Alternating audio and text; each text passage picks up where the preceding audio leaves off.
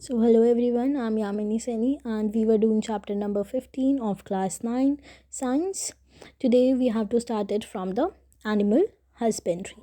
Animal husbandry क्या होती है और हम आज बात करेंगे कि जो न्यूट्रिशन वैल्यू है एनिमल प्रोडक्ट्स की वो क्या क्या है और कैसे वो अफेक्ट करती है हमारी एग्रीकल्चरल सोसाइटी को.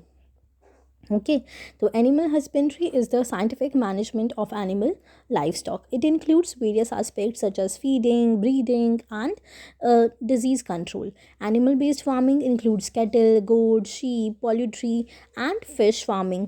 As the population increases and as living standard increase, the demand for milk, eggs, and meat is also going up. Also, the growing awareness of the need for human treatment of livestock has brought in new limitations in livestock farming. This livestock production also needs to be improved. अब देखो जो animal husbandry है उसका basically क्या मतलब है. उसका मतलब ये है कि जो हमारे साइंटिफिक मैनेजमेंट है, जो एनिमल लाइफ स्टॉक है, जो कि इंक्लूड करता है हमारे एनिमल को फीड करना या उसका ब्रीड करना, उसकी जो डिजीज़ हो रही है उसको कंट्रोल करना, जिसमें हमारे एनिमल बेस्ड फार्मिंग एनिमल्स कौन कौन से हैं, गोट, शीप, फिश फार्मिंग और poultry.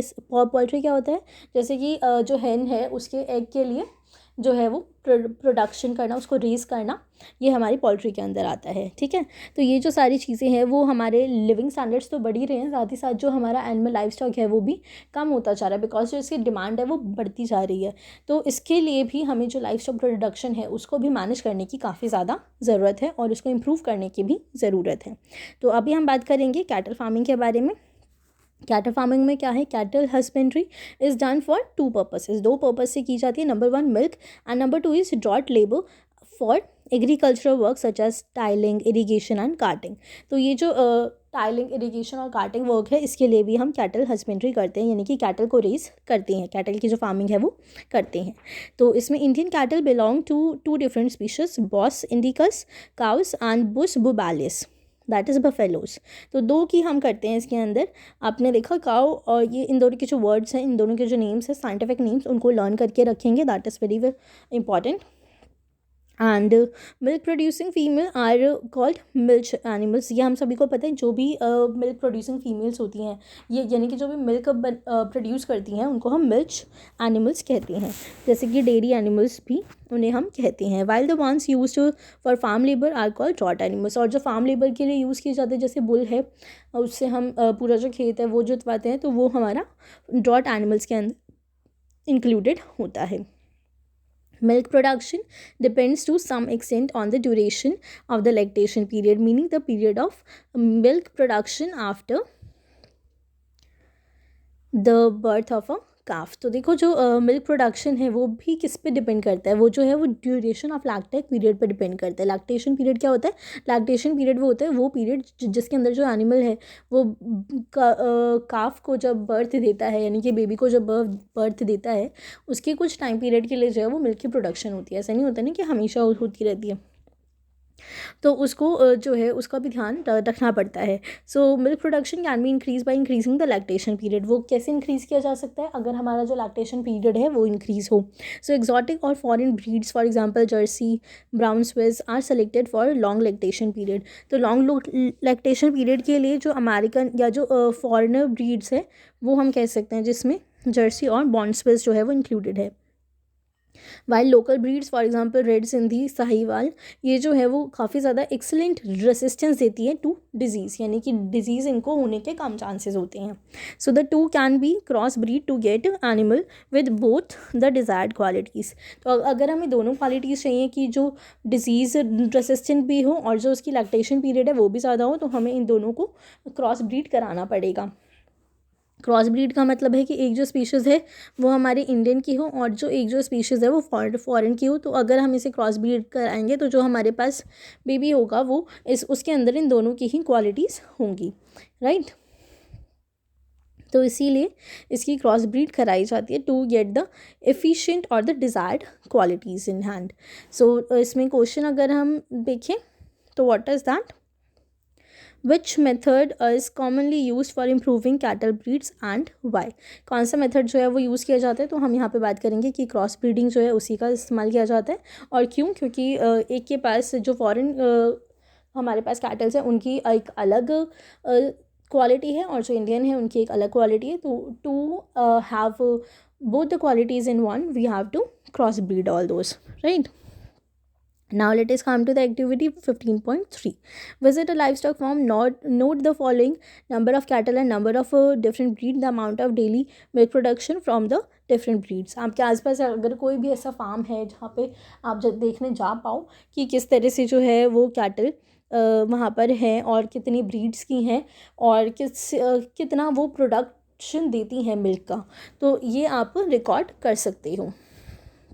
Now let us move forward. About proper cleaning and shelter facilities for cows, buffaloes are required for humane farming, for the health of the animals and for the production of clean milk as well. Animals are require regular brushing to remove dirt and loose hair. They should be sheltered under well ventilated roof shade that protect them from rain, heat and cold. The floor of the cattle shed needs to be sloping so as to stay dry and facilitate cleaning. Okay तो देखो, जो भी proper cleaning है उनके shelter में उनको जो fodder है वो अच्छा दिया जाना चाहिए. उनका जो शेल्टर है वो भी उनको स्लोपिंग जो फील्ड है वो रखी जाए, सो दैट जो क्लीनिंग है उसमें भी काम आ सके. लाइक जो पानी है वो वहाँ पे रुके ना, ठीक है. अगर स्लोपिंग होगा तो पानी जो है अपने आप बहता हुआ आएगा. स्लोपिंग का मतलब ये है कि ढलान वाला हो, ठीक है. अब अगर हम बात करते हैं कि इसमें और क्या क्या चीज़ें क्यों ज़रूरी है उनकी हेल्थ, बिकॉज अगर वो हेल्दी रहेंगी तो वो हमारी जो हेल्थ है उसको भी काफ़ी अफेक्ट करेगा. लाइक जो प्रोडक्शन ऑफ मिल्क है वो भी हेल्दी होगी और साथ ही साथ जो उनके बाकी चीज़ें हैं, लाइक उनकी जो डर्ट है बॉडी पे वो ना हो, उसकी भी हम क्लीन करके रखें. और जो लूज़ हेयर वो करते हैं वो उस पर भी हम प्रॉपरली उनके जो हेयर कटिंग है वो करें. इसके अलावा हम बात करते हैं the food requirement of dairy animals are of two types. ये जो उनकी फूड रिक्वायरमेंट होती है वो भी टू टाइप्स की होती है, जिसमें ए पार्ट है हमारे पास जो maintenance requirement which is the food required to support the animal to live a healthy life. यानी कि एक ऐसा रिक्वायरमेंट ऑफ फूड जो कि एनिमल को सपोर्ट करेगा उसकी हेल्दी लिविंग के लिए. और दूसरी चीज़ की मिल्क प्रोड्यूसिंग रिक्वायरमेंट की, जो मिल्क प्रोड्यूसिंग यानी कि जो हमारे लिए होगा विच is the type of food required during the lactation period, जो कि लैक्टेशन पीरियड के टाइम पे उन्हें अच्छा फूड दे, सो दैट जो उनका क्वालिटी ऑफ मिल्क है, जो उसकी प्रोडक्शन है वो अच्छी तरीके से मैनेज की जा सके, अच्छी तरह से जो उनकी रिक्वायरमेंट है वो फुलफ़िल की जा सके. Animal feeds include roughage which is largely fibre. जो रफेज है यानी कि जिसको हम कहते हैं चारा, वो काफ़ी ज़्यादा अच्छा रहता है एनिमल्स के लिए. Concentrates which are low in fibre and contain relatively high level of protein and other nutrients. तो ये इन चीज़ों का भी हम ध्यान रखते हैं. Cattle need balanced rations containing all nutrients इन प्रोपोर्शनेट अमाउंट्स. जो सभी न्यूट्रिएंट्स हैं उन्हें प्रोपोर्शनेट अमाउंट में दी जानी चाहिए. लाइक जैसे हमारे ह्यूमंस का है, जो डाइट है, जो बैलेंस डाइट है वो प्रॉपरली होनी चाहिए. अगर हम बहुत ज़्यादा फैट लेते हैं तो उसका हमें साइड इफ़ेक्ट देखने को मिलता है, राइट. या अगर हम बहुत ज़्यादा प्रोटीन लेते हैं या कार्बोहाइड्रेट लेते हैं तो उसके भी हमें साइड इफ़ेक्ट्स देखने को मिलते हैं. तो इसीलिए हर चीज़ जो है वो प्रोपोर्शनेट में होनी चाहिए. Same for the animals also. So they need the balanced ration. Like ration का मतलब यहाँ पे फूड से है, जो एनिमल का फूड है उसकी बात कर रहे हैं. So cattle suffer from a number of diseases. The diseases beside causing death reduce milk production. Healthy animal feeds regularly and has a normal posture. The parasites of cattle may be both external parasites and internal parasites. The external parasite live on the skin and mainly cause skin diseases. The internal parasite like worms after stomach affect stomach and intestine, which flukes damage the liver. Infectious disease are also caused by bacteria and viruses, while vaccination are given to the farm animals against many major viral and bacterial diseases. तो देखो, जो हमारे animals हैं उनको भी काफ़ी ज़्यादा जो प्रॉब्लम्स हैं, जो डिजीज़ हैं वो फेस करनी पड़ती हैं. इसमें अगर हम बात करें तो बेसिकली हमें अलग अलग तरीके की डिज़ीज़ बताई गई है और ऐसी भी डिज़ीज़ है जिसकी वजह से उनकी डेथ हो जाती है और वो अल्टीमेटली हमारी जो मिल्क प्रोडक्शन है उसको भी रिड्यूस करती है. तो जो हमारे हेल्दी एनिमल्स हैं उनको फीड करना, उनको प्रॉपर पॉस्चर देना, ये हमारी रिस्पॉन्सिबिलिटी है. तो जो पैरासाइट है कैटल के वो एक्सटर्नल और इंटरनल दोनों हो सकते हैं. एक्सटर्नल जो है वो उनको स्किन डिजीज़ दे सकते हैं, और जो इंटरनल पैरासाइट है वो उनके स्टमक को अफेक्ट कर सकते हैं, उनके इंटेस्टाइन को और उनके लिवर को भी डैमेज कर सकते हैं। तो जैसे इन्फेक्शियस डिजीज़ भी उनको होने के चांसेस होते हैं, जैसे ये बैक्टीरिया है, वायरस है। तो इसीलिए इन सब चीज़ों से बचने के लिए जो है वो वैक्सीनेशन दी जाती है फार्म एनिमल्स को, to avoid them, to prevent them from the viral or bacterial diseases.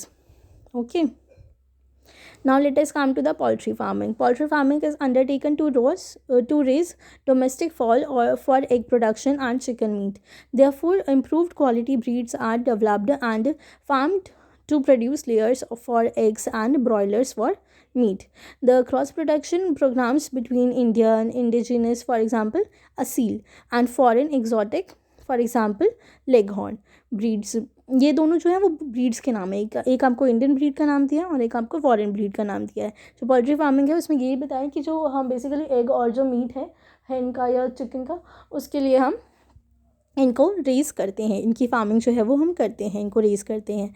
तो are focus on to develop new varieties for the following desirable traits. अब जो इन दोनों की स्पीशीज़ हैं उनको हम क्रॉस ब्रीड कराएंगे, और वो हम क्यों करा रहे हैं, उसके लिए हमें कुछ डिज़ायरेबल ट्रेड्स हैं, जिसमें से एक है कि number of quality of chicks.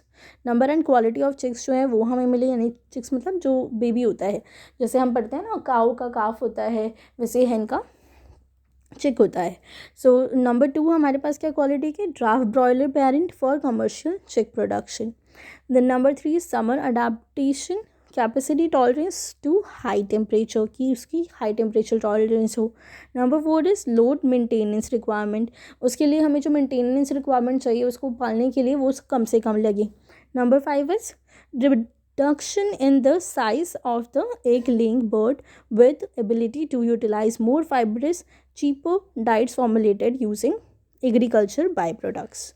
तो इन सब चीज़ों के लिए जो हम पोल्ट्री फार्मिंग करते हैं, और इसलिए ही हम ये जो दो हमारे पास ब्रीड्स हैं उसको क्रॉस करवाते हैं, सो दैट हमें ये डिज़ायरेबल ट्रेड्स जो हैं वो मिल सके, राइट।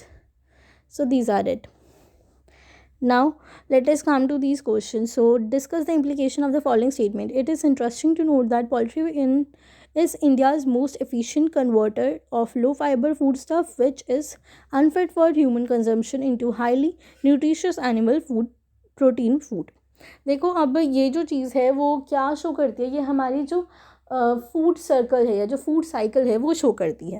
लाइक हमने पहले भी पढ़ा हुआ है कि किस तरह से जो फूड चेन है वो हमारी वर्क करती है। लाइक पिछली क्लासेस में जो फूड चेन है वो किस तरह से वर्क करती है, जो एक एनिमल है वो दूसरे का खाना है, जो दूसरा है वो तीसरे का खाना है, राइट। तो इस तरह से हमारी जो पूरी ह्यूमन साइकिल, जो ह्यूमन चेन है या जो फूड चेन है, एनिमल चेन, ये पूरी की पूरी जो है वो इंक्लूडेड है, यानी कि इंटीग्रेटेड है।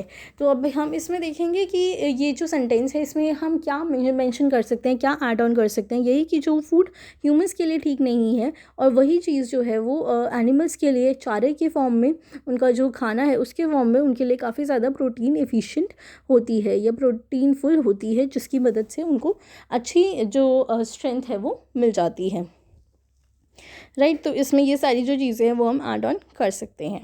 Now egg and broiler production के बारे में बात करेंगे। Broiler chickens are fed with vitamin rich supplementary feed for good growth rate and better feed efficiency. Care is taken to avoid mortality and to maintain feathering and carcass quality. तो देखो ये जो कुछ चीज़ें हैं जो कि आप इसके आंसर्स में ऐड कर सकते हो। For production of poultry birds, good management practices are important. These include maintenance of temperature and hygienic condition in housing and poultry feed, as well as prevention and control of diseases and pests. The housing, nutrition and environmental requirement of broilers are somewhat different from those of egg layers, right? ये जो broilers हैं उनकी कुछ थोड़ा सा difference होता है उनकी प्रोडक्शन या जो उनकी मेंटेनेंस है, उनकी जो रिक्वायरमेंट है उसमें, as compare to the egg layers जो होते हैं। The ration daily food requirement for broilers is protein rich with adequate fat. इनको जो है वो प्रोटीन और फैट भी चाहिए होता है। द लेवल ऑफ विटामिन जो है ए एंड के is kept high in the poultry feeds. तो जो इनका लेवल ऑफ विटामिन ए और के है उनका भी काफ़ी ज़्यादा ध्यान रखा जाता है, हाई इनको चाहिए होता है। Poultry foul suffer from the number of diseases caused by virus, bacteria, fungi, parasites, as well as from nutritional deficiencies. These necessitate proper cleaning, sanitation, and spraying of disinfectant at regular intervals. Appropriate vaccination can prevent the occurrence of infectious diseases and reduce loss of poultry during an outbreak of disease. तो देखो किस तरह से जो poultry foul है वो सफ़र करते हैं अलग अलग डिजीज़ेस से, और उसको हम किस तरह से जो है बचा सकते हैं. लाइक प्रॉपर अगर हम उन्हें सैनिटेशन दें, स्प्रे करें डिसइंफेक्टेंट रेगुलर इंटरवल पर, या हम उनको वैक्सीनेशन प्रोवाइड करें, उनको जो लॉस होता है पोल्ट्री में वो हम प्रॉपर अपने मेजर्स के थ्रू उनको रीगेन करवा पा सकें. तो ये जो सारी चीज़ें हैं वो हमें करनी चाहिए for the better production and for their better health also. So what management practices are common in dairy and poultry farming, what are the differences between broilers and layers and in their management. तो देखो ये जो आपका second question है उसमें आप ये वाला जो पैराग्राफ है वो ऐड ऑन कर सकते हो कि उनकी जो रिक्वायरमेंट है वो अलग होती है. जो फर्स्ट क्वेश्चन है उसके अंदर आप ये मेंशन कर सकते हो कि जो डेयरी और पोल्ट्री फार्मिंग है उसको वो हम क्यों कराते हैं. एक आप इसमें ये मेंशन कर सकते हो कि क्या उसके अंदर हम क्यों उसकी ब्रीडिंग करवाते हैं, क्रॉस ब्रीड क्यों करवाते हैं, क्या इसके मेजर हमारे लिए ट्रेड्स होते हैं, ये आप मेंशन करेंगे अपने पोल्ट्री फार्मिंग में. और डेयरी फार्मिंग में आप यहाँ से इस पैराग्राफ से ये ऐड ऑन कर सकते हैं कि हम कौन कौन सी ब्रीड का जो है वो क्रॉस ब्रीड कर आते हैं और क्या क्या हमें जो फ़ायदे हैं वो मिलते हैं. साथ ही साथ आप इसमें ये भी मेंशन कर सकते हो कि इनको जो फूड है, इनकी जो फूड रिक्वायरमेंट है वो क्या क्या है.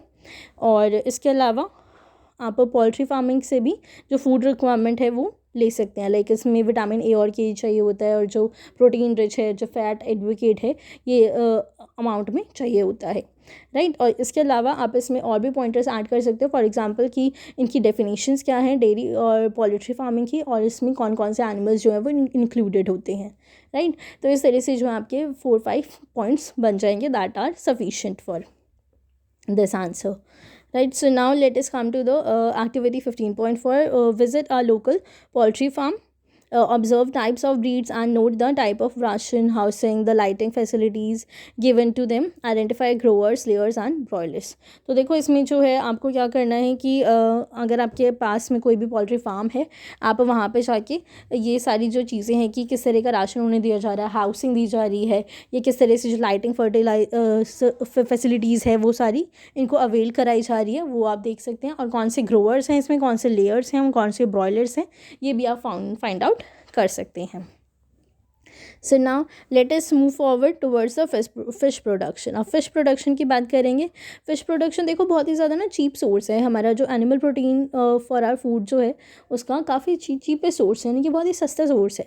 तो जो फिश प्रोडक्शन है वो इंक्लूड करते हैं finned true fish as well as shell fish also, like such as prawns है, मॉलिस्कस है, ये भी जो है ह्यूमन्स के थ्रू खाए जाते हैं. So there are 2 ways of obtaining fish. एक नंबर 1 वे है कि नेचुरल रिसोर्सेज से आप ले लो, और which is called capturing fish, जिसको हम कैप्चरिंग फ़िश के नाम से जानते हैं. जो अदर वे है that is the fish farming which is called the culture fishery, जिसको हम फिश फार्मिंग कहते हैं, जिसको हम कल्चर फार्मिंग के नाम से भी जानते हैं, कल्चर फिशरी के नाम से भी जानते हैं. So the water source of the fish can be either sea water or fresh water. तो वाटर सोर्स जो है वो सी वाटर भी हो सकता है और फ्रेश वाटर भी हो सकता है, रिवर भी हो सकता है और पॉन्ड भी हो सकता है.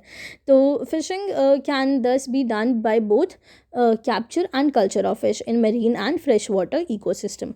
तो ये हम कहीं पे भी कर सकते हैं.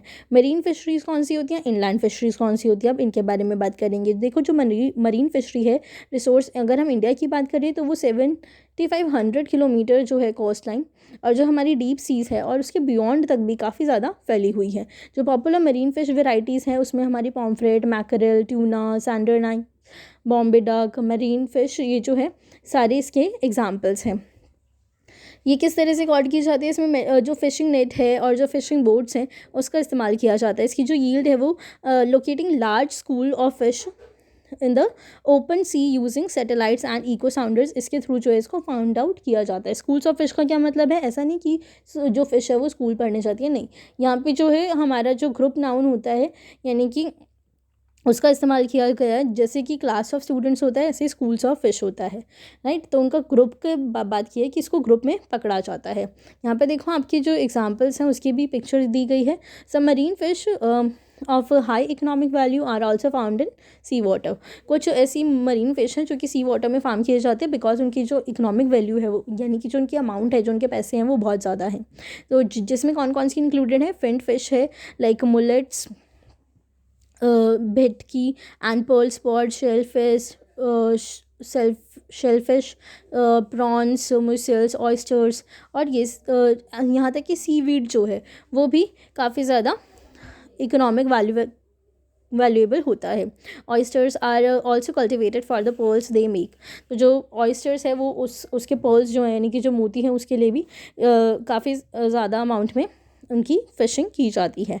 As marine fish stocks get further depleted, the demand for more fish can only be met by such culture fisheries, a practice called mariculture. तो देखो, अगर मैं आपसे पूछूं कि मैरीकल्चर क्या होता है, तो मैरीकल्चर क्या होता है, जब हम मरीन फिश का स्टॉक करते हैं या हम उसको पकड़ते हैं या उसकी जो फिशिंग है, फिश कल्चर उसका अपनाते हैं, तो उसको हम मैरीकल्चर कहते हैं। तो अब हम बात करेंगे इनलैंड फिशरीज़ की। जो इनलैंड फिशरीज़ हैं वो कौन सी होती हैं और वो कैसे डिफरेंट है मेरीन फिशरीज से। इनलैंड फिशरी में देखेंगे जो फ्रेश वाटर सोर्स है, जैसे कि कैनाल है, पॉन्ड है, रिजर्वॉयर है, रिवर है, ये सारी चीज़ें इसके अंदर इंक्लूडेड होती है। लाइक हमारा जो brackish water resource है, where sea water and fresh water mix together, such as estuary जो होते हैं, लगून जो होते हैं, लगून मतलब जहाँ पे सॉल्टी वाटर जो होता है वो, जो कि हमारी बेसिकली जो साउथर्न कोस्ट है हमारी, या जो हमारी ईस्टर्न कोस्ट है, वहाँ पे देखने को मिलता है इंडिया की। Okay, so while capture fishing is also done in such inland water bodies, the yield is not high. Most fish production from these resources is through aquaculture.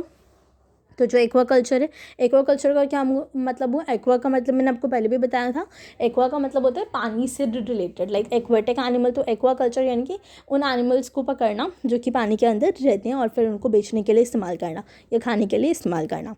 So fish culture is sometimes done in combination with rice crop के साथ भी किया जाता है, so that the fish are grown in water win the paddy fields. और जो paddy fields हैं उसके अंदर ही यानी कि जहाँ पे आप राइस उगा रहे हो वहीं पे भी फिश जो है वो ग्रो करवाई दी जा सकती हैं। तो more intensive fish farming can be done in composite fish culture system. और अगर हमें काफ़ी इंटेंसिव फिश फार्मिंग करनी है तो वो हम फिश कल्चर सिस्टम में कर सकते हैं। Both local and imported fish species are use in such system. दोनों ही लाइक इंडियन भी और जो बाहर से इम्पोर्ट की जाती हैं वो भी इसमें इस्तेमाल की जाती हैं। In such a system a combination of 5 or 6 species is use in a single fish pond. 6 से 7 जो स्पीशीज़ हैं वो इसमें, 5 से 6 जो स्पीशीज़ है वो इसमें यूज़ की जाती हैं एक सिंगल फिश पॉन्ड में। So these species are selected so that they do not compete for food among them, having different types of food habits. As a result, the food available in all parts of the pond is used as catalysts are surface feeders.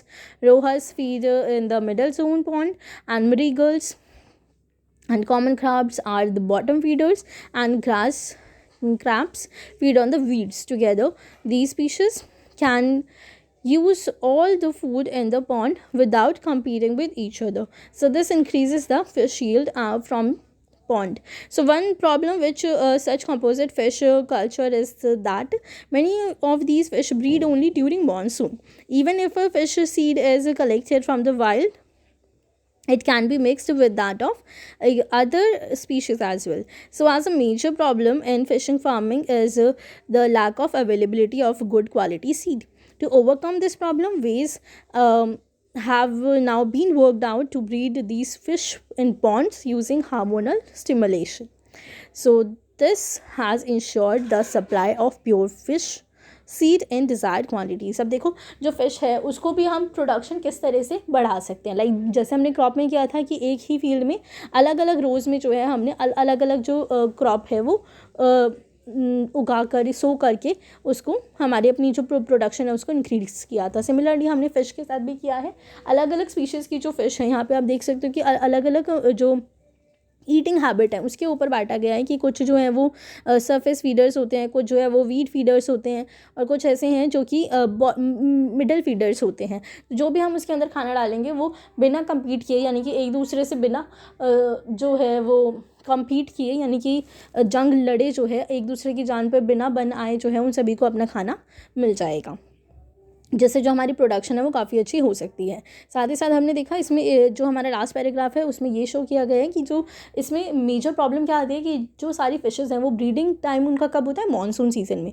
तो इसको भी overcome किया जा रहा है किस तरह से, बाय हार्मोनल स्टिमुलेशन। इनके जो हार्मोनल स्टिमुलेशन है वो की जा रही है, जिसकी मदद से जो हमारी प्रोडक्शन है वो हमारी डिज़ायर क्वान्टिटी के जो भी हमें डिज़ायरेबल क्वालिटीज़ चाहिए, जो क्वांटिटीज़ चाहिए, उनके बेसिस पे हमें रिज़ल्ट मिल रही हैं।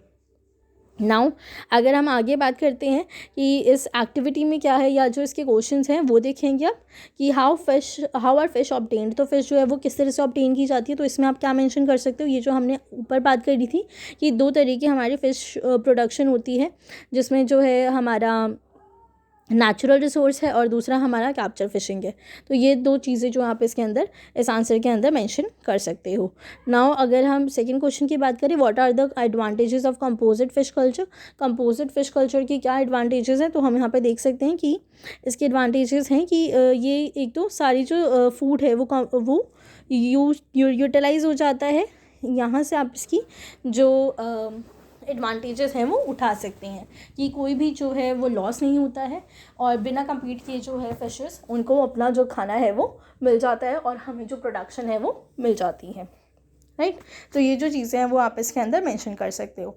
अब एक्टिविटी 15.5 की बात करते हैं, visit a fish farm in fish breeding season and note the following. तो आपको क्या करना है, अगर आपके आसपास से अवेलेबल है तो आप वहाँ पे फ़िश फार्मिंग को जाके ऑब्ज़र्व कर सकते हो, और ये कुछ आपको पैरामीटर्स दिए हैं, इसके बेसिस पे आपको अपनी जो ऑब्जर्वेशन है वो नोट करनी है, जिसमें आपके फर्स्ट पॉइंट है varieties of fish in the fish farm, types of ponds कैसे हैं, या फीड इंग्रेडिएंट्स कौन कौन से हैं, किस किस तरह की फीड उन्हें दिए जा रहे हैं, फूड उन्हें दिया जा रहा है। And number 4 is production capacity of the farm कितनी है, उस फार्म की कितनी प्रोडक्शन कैपेसिटी है।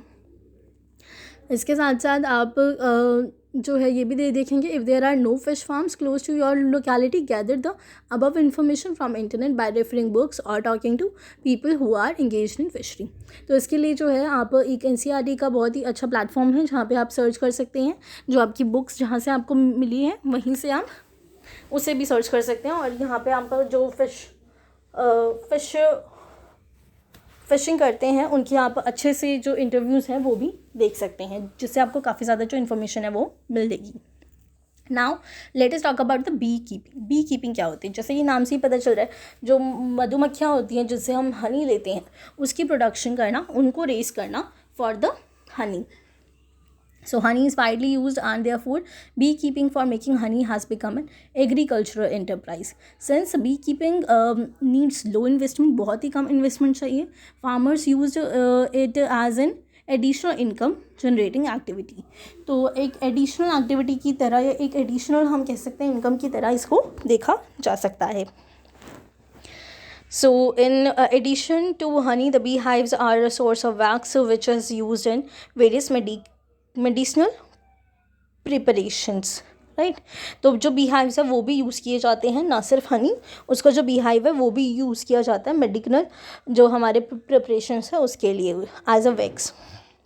So the local varieties of bees used for commercial honey production for Apis cerana indica, commonly known as the Indian bee. ये देखिए इसके नाम जो है साइंटिफिक नेम्स ये आप देखेंगे, इसमें देखो एक जो फर्स्ट लेटर होता है वो कैपिटल होता है और जो सेकंड वर्ड होता है वो स्मॉल लेटर से शुरू होता है. इसके बारे में आप आगे जो है 11th क्लास में जाके पढ़ेंगे. Okay. So the rock bee and a Florio, the little bee, an Italian bee variety, mellifera, has also been brought in to increase yield of honey. So this is the variety commonly used for commercial honey production. The Italian bees have a high honey collection capacity. They sting somewhat less. They stay and given beehive for long periods and breed very well for commercial honey production bee farms और apiaries are established। तो देखो commercial use के लिए जो है वो B farms बनाए गए हैं और बी हाइव जो है वो काफ़ी समय तक जो है वो लॉन्ग पीरियड तक उन्हें रखा जा सके, उनके ब्रीड के लिए रखा जा सके, इसका भी काफ़ी ज़्यादा ध्यान रखा जाता है। इसके लिए भी काफ़ी ज़्यादा जो मेजर्स हैं वो लिए जाते हैं। So the value of quality of honey depend upon pasturage और the flowers available to the bees for nectar and pollen collection. देखो ये इंपॉर्टेंट पॉइंट है यहाँ पे कि जो हनी की जो प्रोडक्शन है वो किस पे डिपेंड करती है। नंबर 1 की पैस्चरेज पे, यानी कि कितना जो फ्लावर है वो अवेलेबल है, सो दैट जो हनी है उससे नेक्टर लेके फिर उससे हनी जो बी है वो नेक्टर लेके उससे हनी जो है वो बना सके। So in addition to the advocate quantity of pasturage the kind of flowers available with determine the taste of the honey. और जो फ्लावर वहाँ पे अवेलेबल है उससे पता चलेगा कि जो हनी है उसका टेस्ट कैसा होगा। अब इसके क्वेश्चन देख लेते हैं हम यहाँ पर। तो देखो what are the desirable characteristics of bee variety suitable for honey production. क्या क्या उनकी डिज़ायरेबल कैरेक्टरिस्टिक्स हैं, कैसी बी होनी चाहिए। देखो तो इसमें हम ये मेंशन कर सकते हैं कि क्या क्या चीज़ें होनी चाहिए इन 2 पैराग्राफ से। देन नंबर 2 क्वेश्चन है कि what is the pasturage and how is it related to honey production. तो देखो पैस्चरेज के बाद हमने यही है कि जो फ्लावर्स हैं, इस लास्ट पैराग्राफ से आप इसका आंसर ले सकते हैं कि जो फ्लावर्स हैं, अवेलेबल फ्लावर्स जो हैं बीज को, जिससे कि वो नेक्टर जो है वो ले और फिर जाके अपना जो बी है वो बनाए, इसीलिए जो है हनी प्रोडक्शन में पैस्चरेज जो है उसका काफ़ी ज़्यादा रोल है। राइट। सो ये चैप्टर हमारा कंप्लीट हो चुका है।